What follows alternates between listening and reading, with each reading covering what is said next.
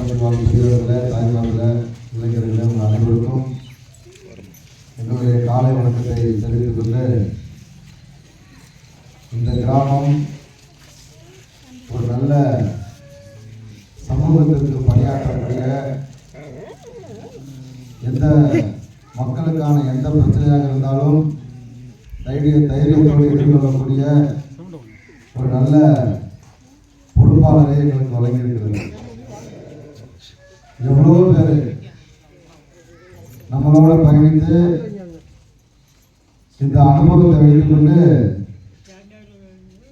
பல்வேறு கட்சிகளுக்கு இந்த தொகுதியிலும் தமிழகம் முழுக்க பல்வேறு பகுதிகளிலிருந்தும் பல்வேறு அமைப்புகளுக்கு போயிருக்கிறார்கள். ஆனால் தம்பி நத்தம் பூமியம் அவர்கள் உறுதியாக எத்தனையோ பேர் அழைத்தும் கூட என்னுடைய பாசத்துக்கு தம்பியாக தொடர்ச்சியாக எங்களோடு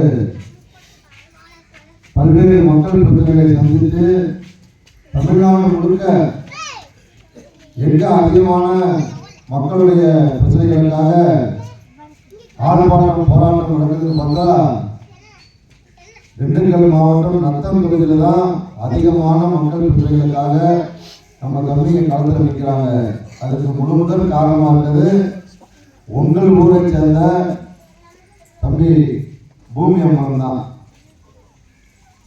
ஏன்னா எல்லா தமிழகம் முழுக்க எத்தனையோ 50க்கும் மேற்பட்ட மாவட்ட செயலாளர்கள் மாநில பொறுப்பாளர் இருக்காங்க. இங்க மட்டும்தான் உயிர் போட கட்சியும் சங்கமும் செயல்பட்டு இருக்கு. அதுக்கு காரணம் தம்பி தான்.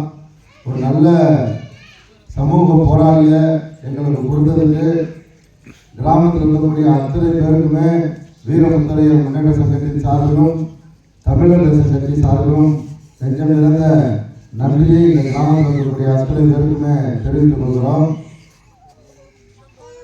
ஒரு வழக்காட்சி இந்த கிராமத்தில் பேரரசர் பெருமடுக்கு முத்தரையருடைய சிலையை வைத்து அதிலிருந்து தொடர்ச்சியாக நம்மோடு உயிர்ப்போடு பயணித்துக் கொண்டிருக்கிறீர்கள். நீங்களும் உங்களுக்கும் இந்த நேரத்தில் நன்றியை தெரிவித்துக் கொண்டு, வருகிற ஜனவரி 25 முத்தரையர்களின் அரசியல் அதிகார மீட்பு மாநாடு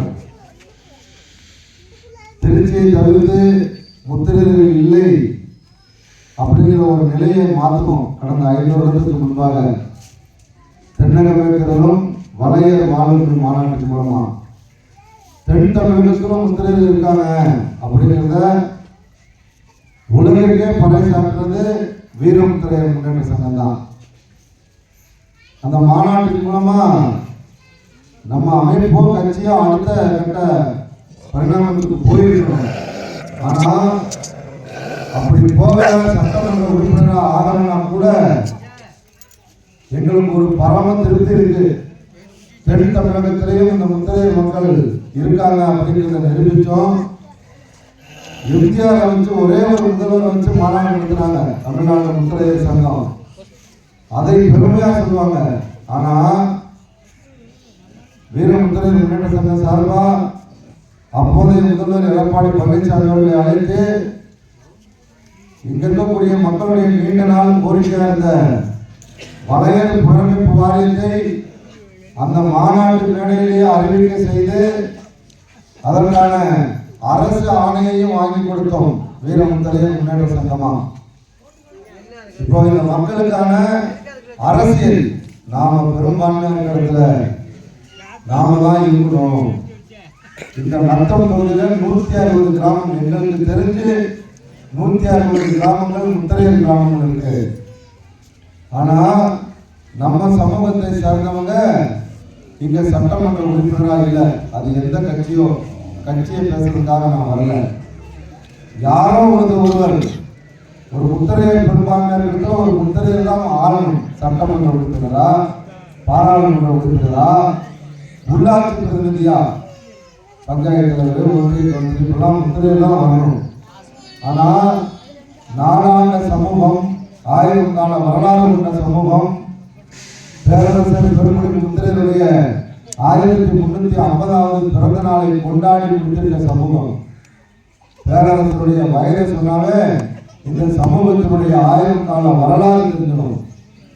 நாளான சமூகம் இன்னைக்கு அந்த தன்மையை இழந்துட்டே வரும். கொஞ்சம் கொஞ்சமா திராவிட கட்சிகளும் தேசிய கட்சிகளும் சின்னதாக ஏதாவது ஒன்று கொடுத்து 200 ரூபாயோ 300 ரூபாயோ பணத்தை கொடுத்து அதிகபட்சம் நம்முடைய கோரிக்கை ஒரு செலவு வச்சு கொடுக்கணும்னு கேட்போம்.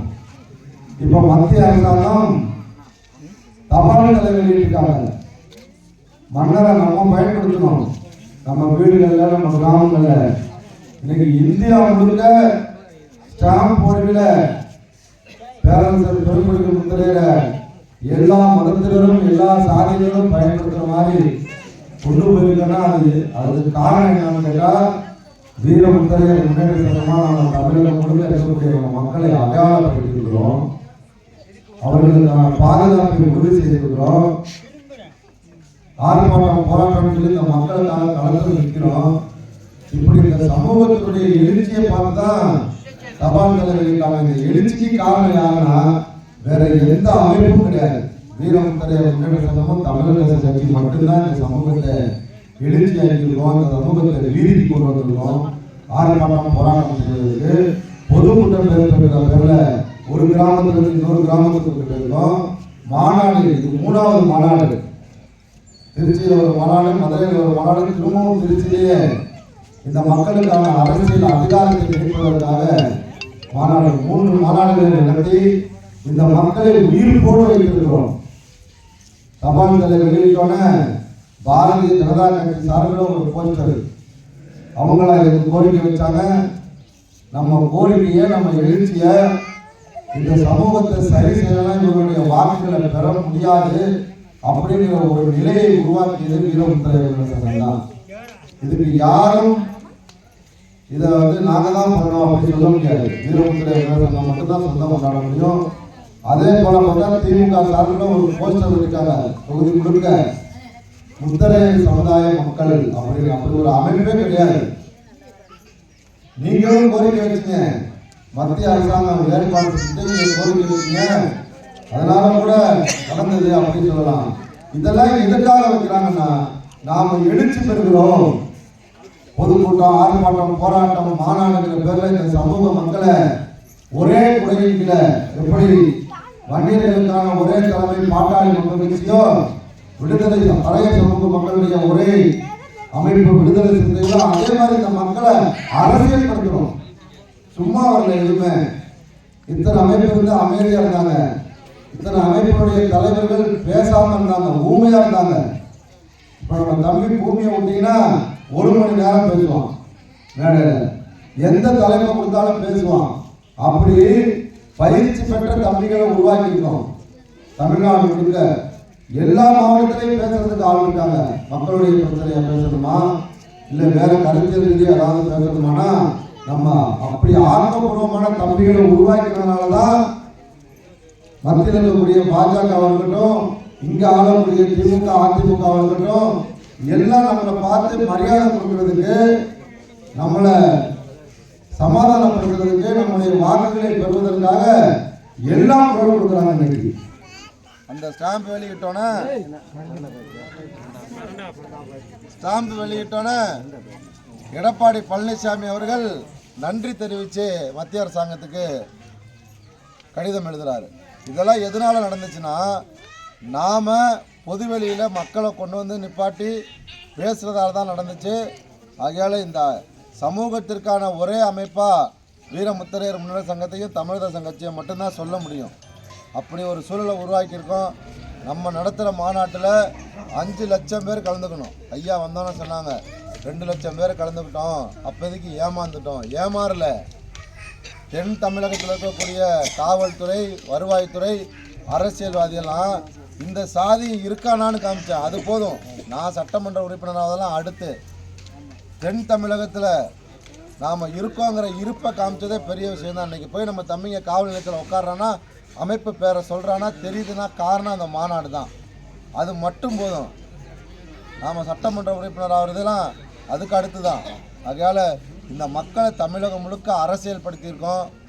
நாம் அடுத்த கட்ட நகர்வாக எப்படி பாட்டாளி மக்கள் கட்சியை வன்னியரை சரிப்படுத்த பாட்டாளி மக்கள் கட்சியை கூட்டணியில் வச்சுக்கிட்டு எம்எல்ஏ ஆகிறதுக்கான வாய்ப்பு, எம்பி ஆகிறதுக்கான வாய்ப்பு, உள்ளாட்சி பிரதிநிதியாவுக்கான வாய்ப்பை கொடுக்குறாங்களோ அதே மாதிரி பறையர் சமூக மக்களை திருப்திப்படுத்த விடுதலை சிறுத்தைகளை எப்படி கூட்டணியில் வச்சுக்கிறாங்களோ அது மாதிரி திமுகவும் அதிமுகவும் கூட்டணியில் சீட்டு கொடுத்தா மட்டும்தான் கூட்டணி, இல்லைன்னா 30 தொகுதி நாம் தனித்து களங்காண்போம்.